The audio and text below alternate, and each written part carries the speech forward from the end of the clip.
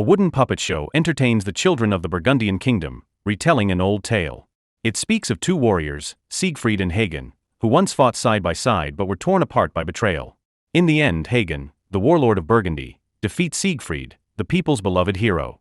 Yet many secrets of that story remain untold. And this is the story of the man they called Hagen. The focus shifts to the present. The Burgundian kingdom is under attack by Danish nobles. To defend his people, the king of Burgundy, his son, and Hagen ride to the border.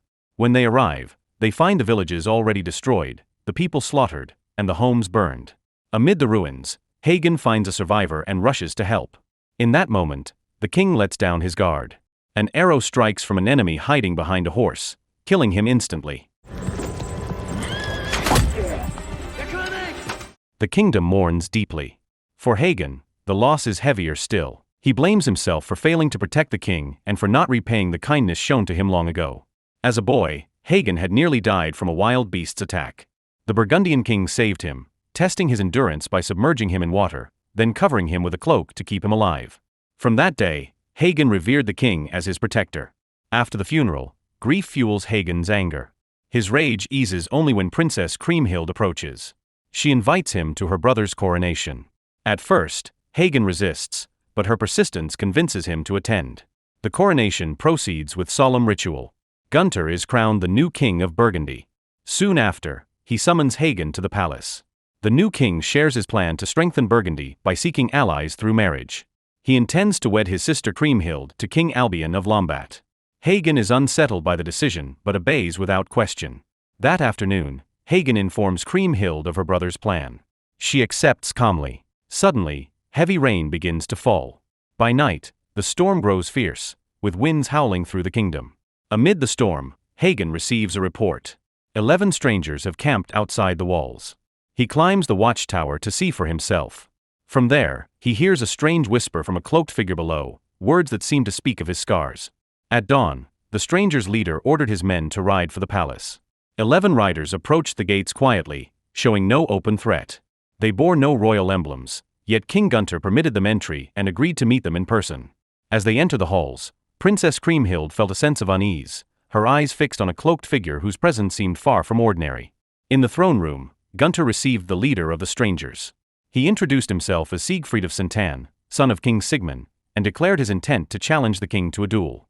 Hagen quickly intervened, reminding him that Burgundians never fought alone but always stood together as family. Siegfried respected this principle and set aside the challenge, choosing instead to remain as an honored guest. He admired the kinship among the Burgundians, something he had never experienced before. Afterward, Hagen met with Princess Kriemhild. She believed the black-cloaked figure among Siegfried's group was no ordinary man but an old sorcerer. She asked Hagen to keep a close watch on them. That night, Hagen followed her request. He saw the cloaked figure leave the guest room and trailed him into the corridor. When Hagen tried to seize him, the figure dissolved into nothing but a pile of stones wrapped in a cloak. Confused, Hagen searched further and instead stumbled upon Siegfried, who was drunk. Hagen scolded him harshly and ordered him to leave Burgundy. Then, tired, he returned to his chamber. In his sleep, Hagen dreamed of the cloaked figure. The figure revealed himself as a sorcerer and spoke of Hagen's past, of the scars on his body, and of the family he had lost. Hagen woke in shock, only to hear a commotion outside. At the stables, the horses had gone wild. No one understood the cause until Princess Kriemhild's white horse escaped. The princess ran after it, with Hagen close behind, fearing for her safety. They found the horse near the river. As she tried to calm it, the animal bolted again, wounding her palm.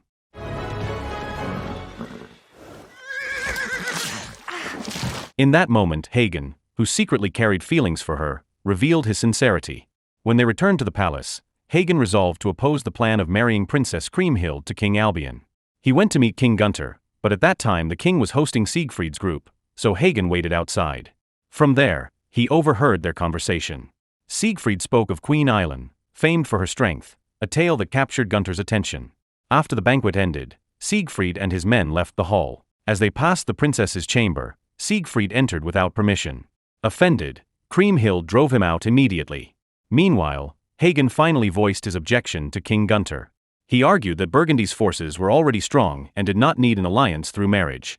The king did not decide at once, but he respected Hagen's counsel, as Hagen had been the most trusted commander of his late father. Later, Queen Jut, Gunther's mother, approached Hagen. She told him she already knew of the bond between him and the princess. Still, she reminded him that Kriemhild was ready to sacrifice for the kingdom, and Hagen too must be willing to sacrifice. Hearing this, Hagen bowed his head in silence. The next day, as Hagen trained his soldiers, Siegfried's group arrived and staged a mock battle to show their strength. Hagen, disturbed by the display, ordered them to leave. Soon after, guards escorted a villager into the camp. His village had been attacked by forces from Sahan. When King Gunther heard this, he grew furious. He believed the attack happened because Burgundy had not yet secured an alliance.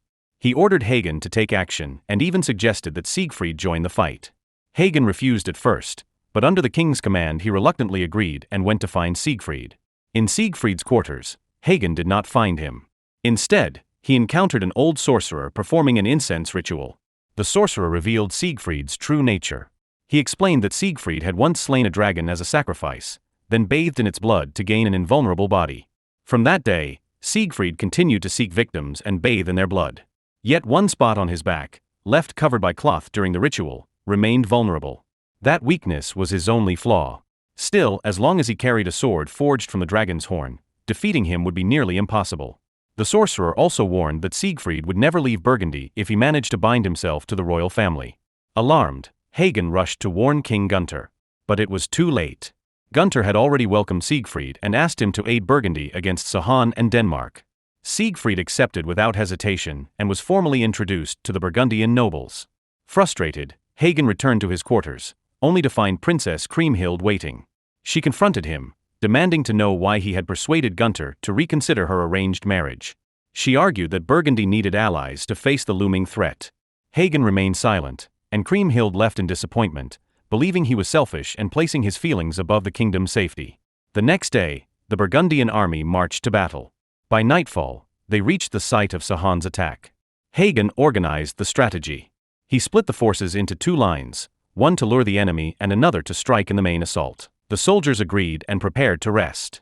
That night, King Gunther lay awake beside Siegfried, still unsettled by the tale of Queen Iceland. Siegfried reassured him, insisting she was destined for him. Soon both men fell asleep. But before dawn, Siegfried slipped away alone. He launched a sudden attack on the Sahan camp, killing King Sahan with his own hands. He returned carrying the severed head and warned the Burgundians that Sahan's soldiers were pursuing him. Despite Hagen's attempts to hold them back, the soldiers, inspired by Siegfried's strength, charged into battle. A fierce clash followed. Siegfried fought with reckless intensity, almost as if he enjoyed the bloodshed.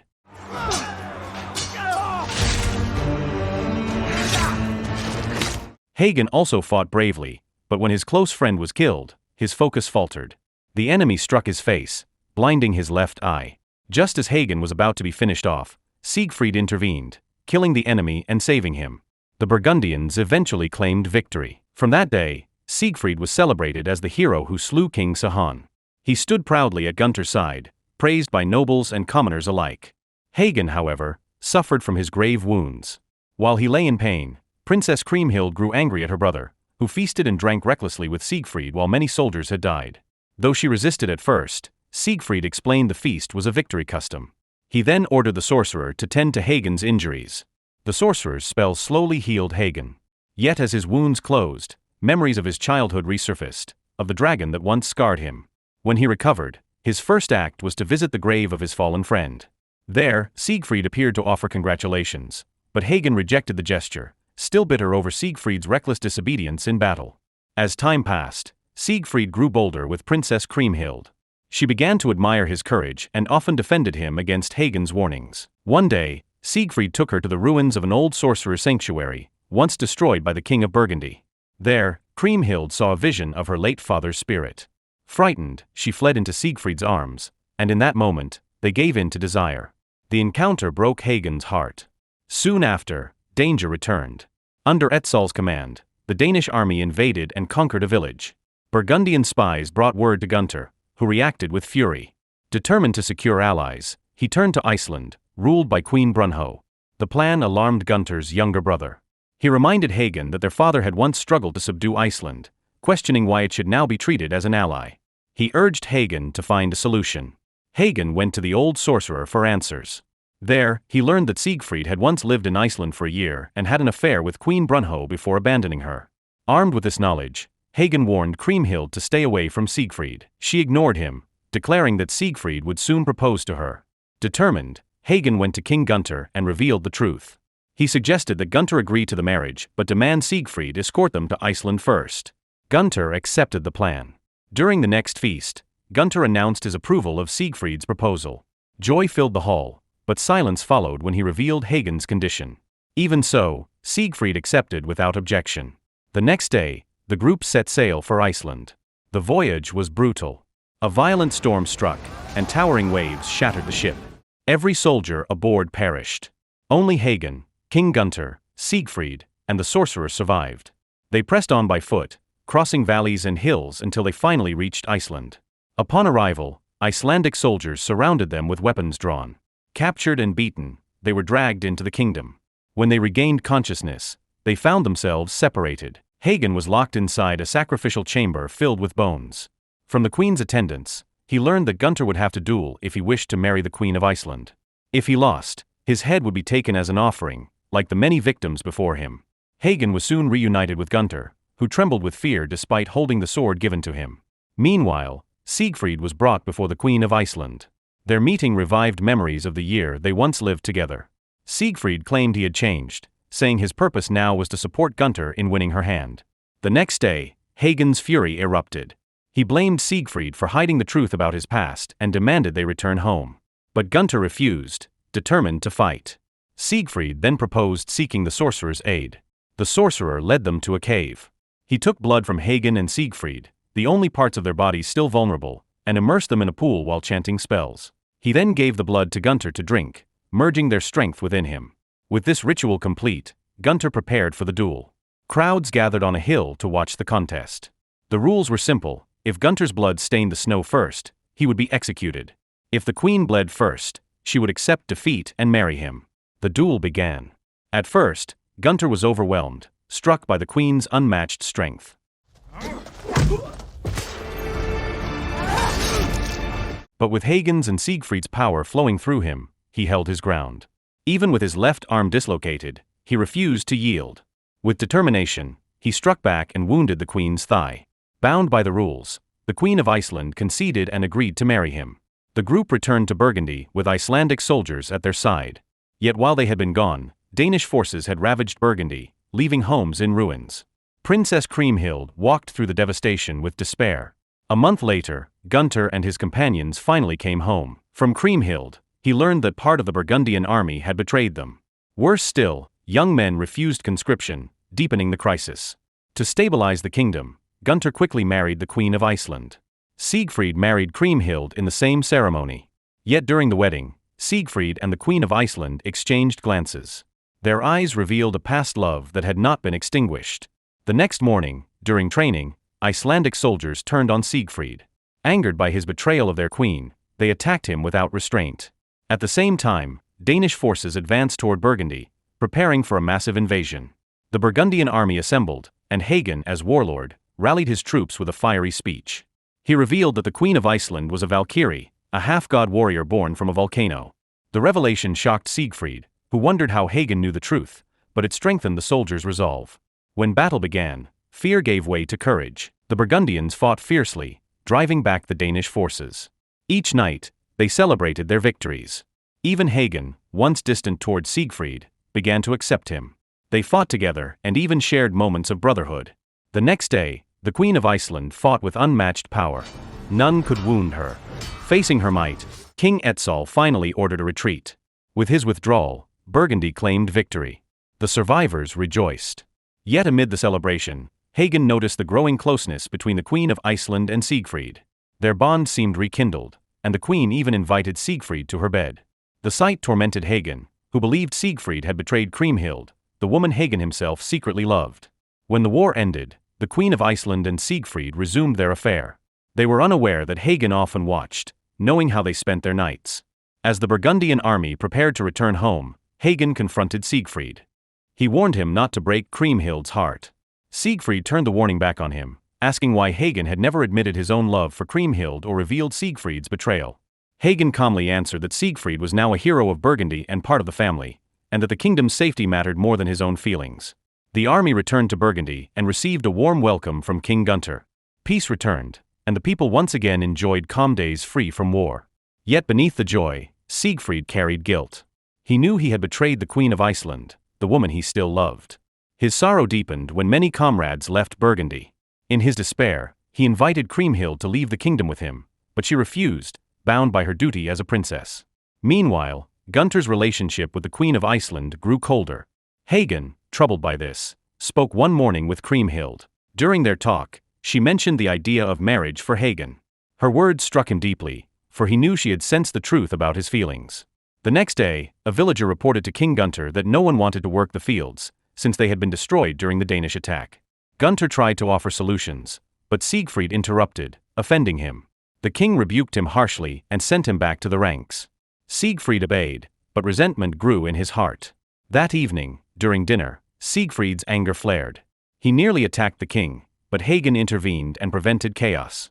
Frustrated, Gunther left the hall to be alone. Not long after, Hagen approached him. He admitted his own anger toward Siegfried, especially because the Queen of Iceland often paid attention to him. Hagen urged Gunther to be more tolerant, but this only fueled the king's jealousy. Suspicious of Hagen, Gunther accused him of hiding something. Consumed by envy, he sought out the Queen of Iceland, but when she rejected him and left the palace, he secretly followed her. Later, Gunther summoned Hagen to the palace. He revealed that he had witnessed Siegfried's affair with the queen. Furious, he demanded a solution. After much hesitation, Hagen finally advised that Siegfried must be eliminated. Gunther agreed. That night, Hagen met Siegfried and pretended to invite him to hunt the white stag. Siegfried accepted eagerly, for hunting was his passion.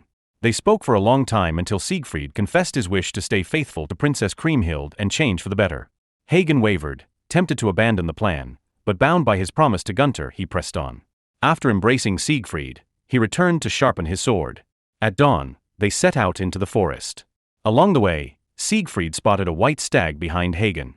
Hagen struck it swiftly and ordered him to clean the animal. Siegfried then went to the river to wash his hands. At that moment, Hagen handed him his sword, sparking a sudden duel. They fought fiercely.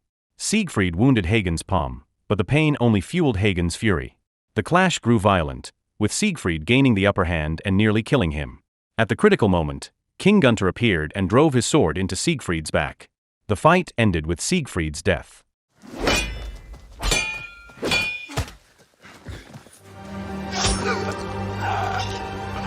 Hagen quickly urged Gunther to leave the forest to avoid suspicion.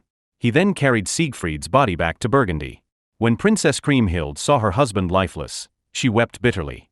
Hagen confessed that he had killed Siegfried and declared himself ready for punishment. But Kriemhild refused to execute him. Instead, she cursed him to live with unending torment. She vowed that he would one day be slain by Siegfried's child, and until that day, he would suffer the pain of loving her without hope of return. Burdened with this fate, Hagen bowed his head and accepted the curse, as the story moved forward. So the moral of the story is, if your kingdom's problems can't be solved with marriage or sorcery, just blame Siegfried and call it a day.